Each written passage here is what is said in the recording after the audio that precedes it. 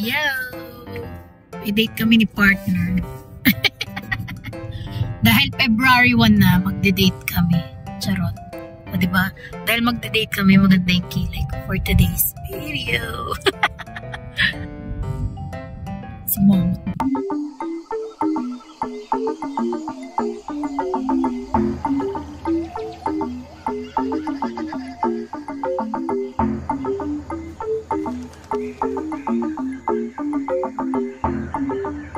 Kahit gabi na medyo mabagal pa rin ang takbo.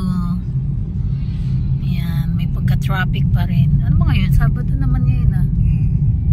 Diba? Pag Sabado, maluwag naman ang kalsada. Kaya nung oras mo lang eh. Mag-8 na rin. Ay hindi, wala naman masyado sasakyan. Tingnan mo yun sa mga unahan. Matagal lang siguro talaga itong truck. Wala siyang lakad, di siya gumanali. Tama yan kuya. Yan.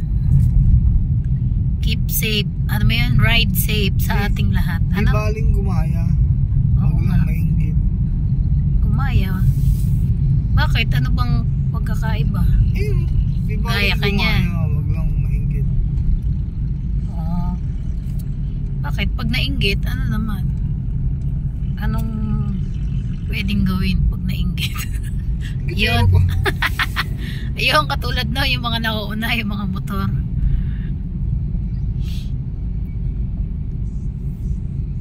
Yan, nandito pala. Anong to? Anong daan nito? Manggaan. Oo, Manggahan. Oo, diba? Ranchero. Dami rin. Marami talaga ngayon mga yung mga sumisikat na kainan. Doon sa atin, malapit na Sangyup. Sa gabi rin, ang daming tao eh. 199 lang kasi eh. Pero siguro baka pang-akit na lang yun. No? Hindi totoo yung 199 ano? Nakatry naman na tayo. Ano pa lang ito?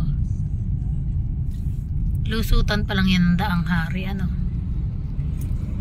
O lagpas na tayo. Yung pakanan. Ayun, pakita mo. Hindi ko alam. Oh. Hindi niya kabisado yung daan. Base lang siya sa Waze. Sa Google Map. Yan, mamaya na lang to be continue guys. Ayan, pag nandun na kami sa aming location. One eternity later.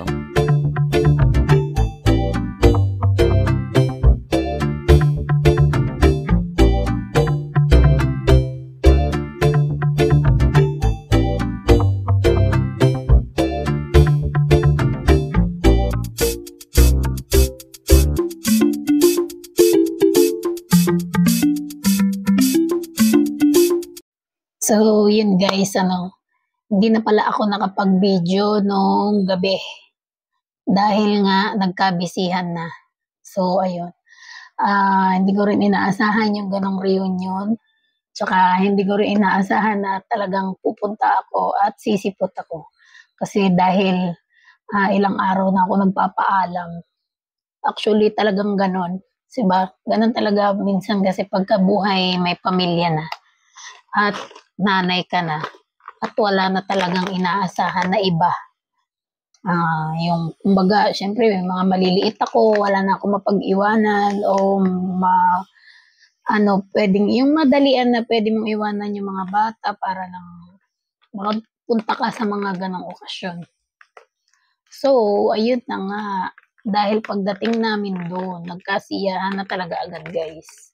Nakakatuwa rin kasi alam mo yung pakiramdam na masarap balikan yung mga nakaraan mo, lalo na yung kabataan. Yung mga elementary days. Siyempre, hindi ko nasasabihin sa inyo kung ilang taon na ako para hindi niyo naman mahalata. mukha pa rin tayong 18, 'di ba, gano'n. So ayun na nga, dahil nga nagkasiyahan na at hindi ko na rin na-videohan yung mga iba, meron man akong mga video na katuwaan, kaso hindi ko na mai-post o mai-share dito dahil siyempre for privacy na rin, dahil nakakahiya rin sa mga ibang ka-batch ko na yun, nag-ano nga ako sa kanila, nag-message ako sa kanila na baka gusto niyong mag-share ng mga ano ninyo, gusto niyong sabihin, ganyan, ganyan. So, siyempre baka nahihiya. So, it's okay, okay lang yun. Gusto ko lang din naman maging part din sila ng aking YouTube. So, ito kasing aking YouTube guys, alam niyo naman, hindi lang ako basta gumagawa ng mga kung ano-ano lang.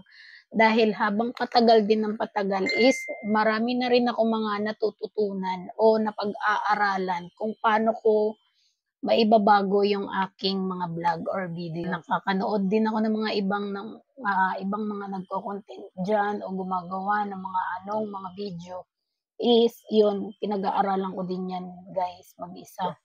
So, ayun na nga. So, maraming naging ganap nung gabing yun. Sobrang saya.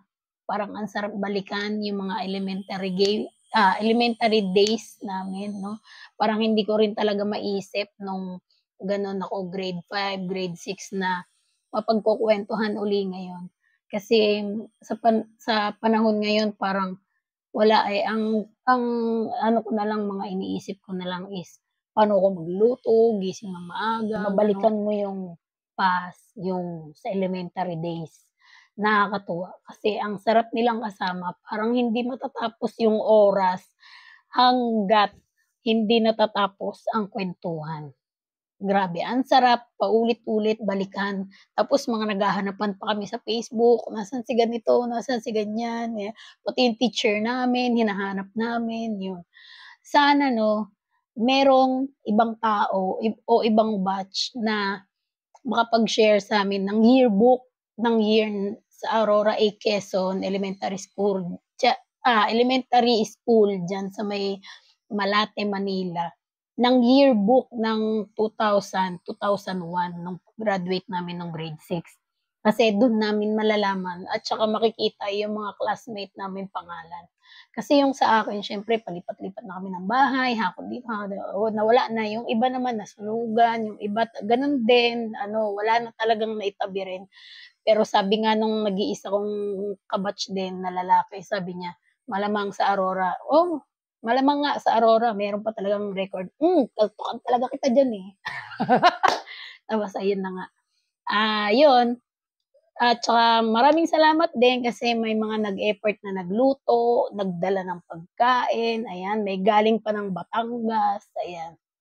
Kaya parang nakakahiya rin na hindi ka rin talaga sisipot.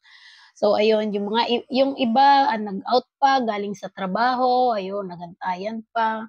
Ayun, tas may mga kumanta, may kinilig, may broken hearted. So hindi ko na sila papangalanan pero yun lang, siyempre isang magandang ano rin 'to, memories, experience na meron kang mga ka-batch na naaalala ka pa, nakikilala ka pa, at marami pa rin silang mga naaalala about that days na elementary 'di ba? Parang ang sarap talagang balikan, tapos wala kang problema, puro kalokohan sila, gano'n. Ako nga hindi ko akalain na mabait pala ako no'n, pero nitong na, ewan ko ba naging pasaway ako, saan ko kaya 'yun napulot? Charot! Ayun. Tapos ayun, maraming mga napagkuwentuhan nga at marami ring, mga pinagdaanan sa mga buhay-buhay na na-share namin sa bawat isa. So ayun lang, nung araw na yun wala kaming ginawa kundi magwalwal. Walwal lang, yung walwal lang, hindi walwal na walwal, ayun. Tamang chill lang, kwentuhan, ayun, kantahan, ayun, asaran, wala naman napipikon.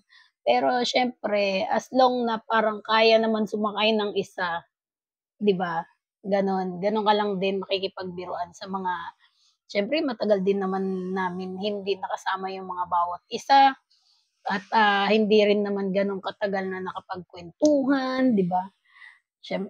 Bago lang ulit kami nagkaanuhan sa mga Facebook namin, ganyan. And syempre, yun lang at wala na ako ibang mai-share. Masarap din pala sa pakiramdam yung ganong reunion na elementary days. Kasi ang na-try ko lang din before nung 2016, high school na yun. Sa high school, mga nag-graduate ng high school sa school. Oo nga, high school. Ang kulit ko rin, Ayun. Pero hindi ko ine-expect na pagdating sa elementary days na pwede pala mangyari ng reunion. Hindi naman totally lahat nakarating, pero merong mga dumating, nag-effort.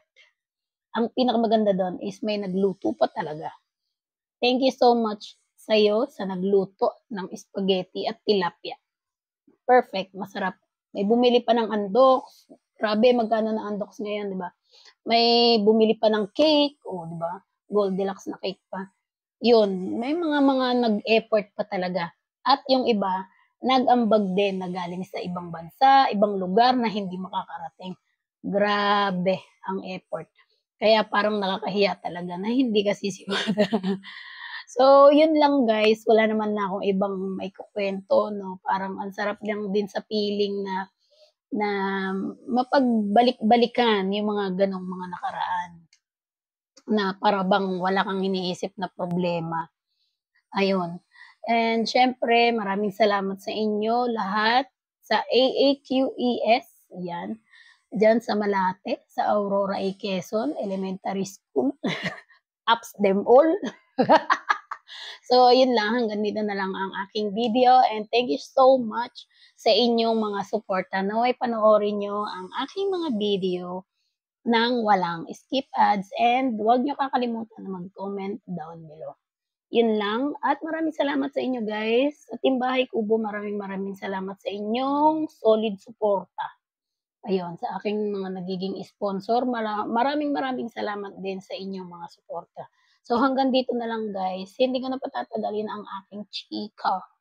So wala na ako ibang sasabihin kundi thank you so much at saka maraming salamat na naging part kayo ng reunion namin noong February 1. Yung mga picture guys, yun lang talaga mai-share ko. Wala na akong ibang video na mai-share sa inyo about nung nag-reunion kami. Yan, maraming sa inyong lahat guys. Hanggang dito na lang. And goodbye and see you around everyone. Naway, pagpalain tayo ng Panginoong may kapal. Bye!